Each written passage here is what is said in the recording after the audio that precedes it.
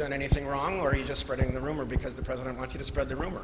Well, I think it's more than a rumor. I mean, we have definitive evidence that Hunter Biden was getting $50,000. Right, but you don't know if anything wrong was done to get that, do you? I don't, but I think it's worth an inquiry to find that out.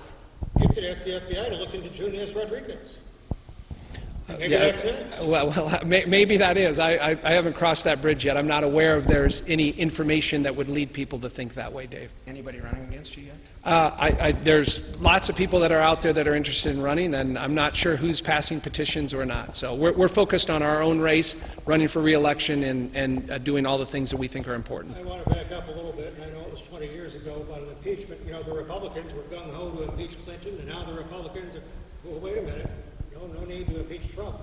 I mean, is it okay to ask, wait a second, this doesn't seem right, that the same party that wanted to impeach Clinton now doesn't want to impeach Trump? Well, go back to that, Dave. Remember what happened in the Clinton impeachment. He lied under oath to a federal grand jury. So that's the first thing. I mean, that by any measure, I think, is a criminal violation. When I look at the transcript here, I don't see a quid pro quo. I don't see facts and evidence that lead to criminality on that. Now, we may find out more information as this goes along, and again, I'm somebody that wanted Bob Mueller to do his report. But the second point that I would make is, there is a narrative built when the Mueller report was going on of wait for the Mueller report. You're going to find out that the president was colluded with Russia, that he did all these things. We had 19 federal prosecutors working on it, a year and a half, 500 search warrants, 2,800 subpoenas, and there was a big nothing. There was no collusion there. In this case, when you look at what Nancy Pelosi said on day one, before she had read the transcript, we're moving forward with an impeachment inquiry, before she had ever read the transcript or saw the whistleblower report. I just worry that we're getting so far ahead of ourselves without having the proper facts and evidence on this. Given that, I think it's the New York Times has reported, the president has made something like 12,000 plus comments that can be considered inaccuracies or lies, the fact that he has admitted paying off $130,000 to keep Stormy Daniels quiet right before an election. Are you a proud member of the Trump re-election team in Illinois? Listen, I look at the results in this economy. We have the best economy we've had in 50 years, lowest unemployment rate. You look at retirement plans, you look at the prosperity, you look at jobs and everything that's created. I look at the 2 justices on the U.S. Supreme Court. I look at how we've rebuilt our military. I look at what we're doing to make this country great again. I love those results. Do I always like his tweets and how he treats people? Not necessarily, Bernie, but I like the results. And I would just say this. So any means to an end? I would say this, Bernie. People knew all this about Donald Trump in 2016 when we had an election, right? You couldn't have had 2 different candidates between Hillary Clinton and Donald Trump. They knew who he was, and he was elected in this country, arguably overwhelmingly. We're going to have another election a year from now. We're going to have a choice. We live in a participatory democracy.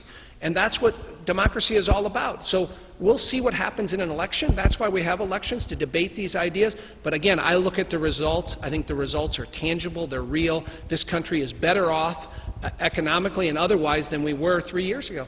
Some people have argued that Republican members of Congress are trying to deflect from impeachment. So you being here today, is this a deflection? Listen, I'll take any question on impeachment, and obviously I've given you my opinion on where we're headed on this. I don't think the threshold has been met for high crimes and misdemeanors, again, based on my background as a prosecutor on this issue. And again, I supported the Mueller report in doing that. So, but listen, this is, I think, a lot about people that can't get over the fact that President Trump became president. From the day he got elected, people have been trying to impeach him and going after him. And again, I think that's more political, more partisanship than anything else. Most people, when I talk to them in my district, they want to talk about, why haven't you passed anything on infrastructure? Why haven't you done anything on prescription drugs? Why haven't we passed the USMCA? We have lots of things we need to do in this country that are important, and we have challenges. That's what we ought to be focused on, and I'm willing to work in a bipartisan way. As you heard this legislation here today, bipartisan legislation that will help people across my district, that's what we ought to be focused on. I think this impeachment stuff, we're going to have an election a year from now. Let's focus on that and try to get some stuff done. Any news on China? What do you say on the issue with China and the trade war? And it seems to be that the issue is between, are we going to put freedom ahead of doing business and money? We just see what the NBA did, apparently caved. They opted for money over freedom. Just give us your overall thoughts on that approach and if the president's doing the right approach on this. Couple things on the U.S.-China thing. I'm not a fan of tariffs. Tariffs are taxes. They're taxes on consumers. So this approach of trade by tariffs, I'm not necessarily a fan. I look at how it's hurting our farmers here in Sangamon County and across the state. We don't have that soybean market in China anymore. Our farmers are hurting. There's a lot of anxiety and stress because of tariffs. I look at manufacturing. That is hurting also. Now, on the other hand, China has been ripping us off for 25 years, stealing our technology, our intellectual property, our theft on the cyber front. No one has been able to get them to change that behavior. We need to change that. And so I give the president credit for trying to get them to change their behavior. But I worry we cannot be in a trade war long term, 2-3 years from now. So I think in the immediate, if we can get them to come to the table, they're in Washington, D.C. today trying to work on a resolution.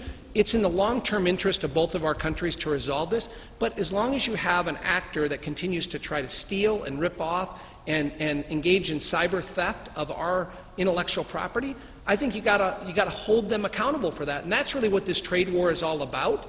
I understand it's hurting right now, many sectors of our economy, but overall we have to get them to change their behavior. Thanks for watching, and if you haven't already, please consider subscribing to our channel. And while you're at it, please leave us a comment.